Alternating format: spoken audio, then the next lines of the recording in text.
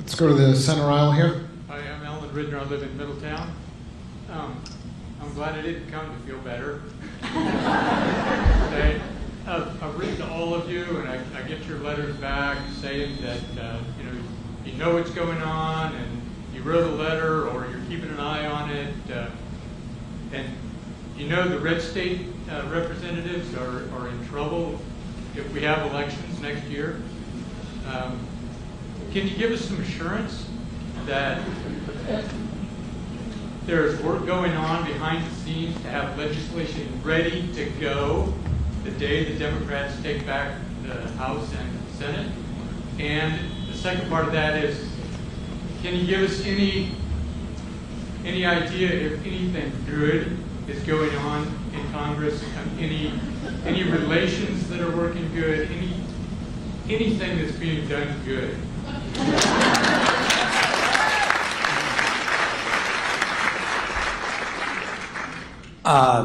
Tough question. There are some good things, which is, and I'll point out, on our side in the Appropriations Committee, Senator Collins of Maine and Senator Murray of Washington State are working closely together. We expect, as we did last year, to pass out of our subcommittees and the full committee, we hope, a bipartisan bill that truly takes care of all the needs that the country has, at least to the best of our ability. Again, the big roadblock immediately in front of us is reconciliation. We might be so undercut by that that it's difficult. But they're working right now. I'm working with them, but they're working right now. That's the good news. And I think, we can't give up. We won't give up. But the pressure that's being put on our Republican colleagues is beginning to be apparent, and you can see the effect.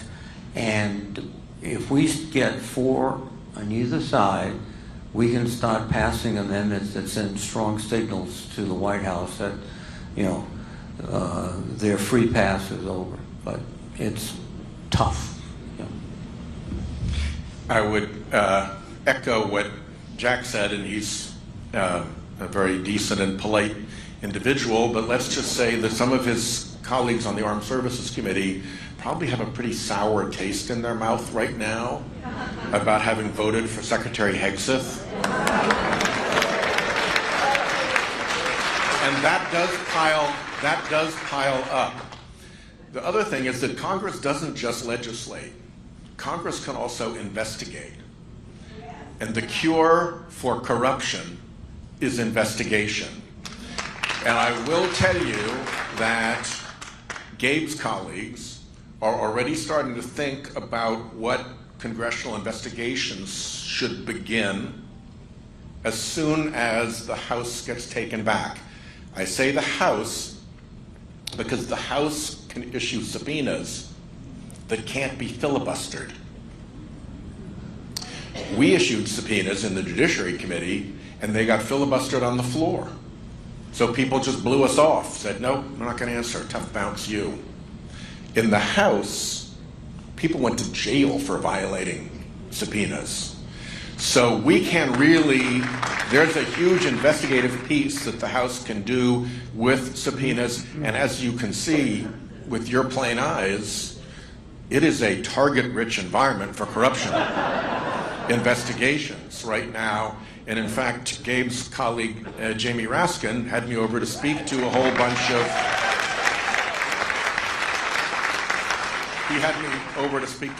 House members about precisely what kind of targeting they should be doing for oversight in the event that November 26 goes well, which, God help us, it will. And I would say briefly here that, Elon Musk does not want to be in front of Congress, right? And so that's a North Star, why these, I know we're at a nonpartisan event, but why the elections next year matter a lot. And there will be ways to stay in good touch with me to help us accomplish that mission of taking back the House. Because that really is a North Star. I care about the Senate guys too, but I care about the House.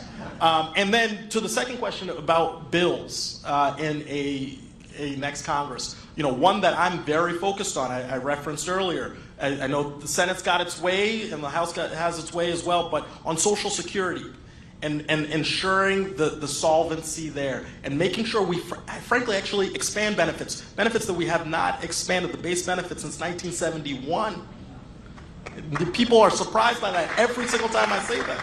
So that is on the agenda. If you go across the committees, there are opportunities where there's legislation that we're sitting on right now. We just need to be in charge. Now, doesn't mean we'll have a president who is going to sign those things, but we have to start by getting them in, passing them, and then moving forward. And hopefully, we'll have a brighter prospect down the road in another election to come.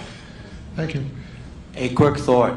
We're all in this mood of, oh my God, the world, the sky's falling, etc. The Wisconsin Supreme Court race.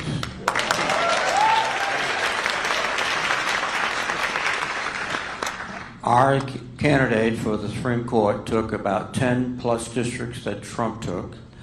Our turnout was extraordinary by Democrats.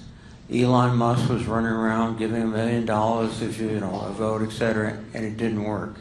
Now, we can't say, well, we're all well set, etc., but we have the issues, I think. If we can communicate them to people, if we can energize our base, if we can get our vote out, critical.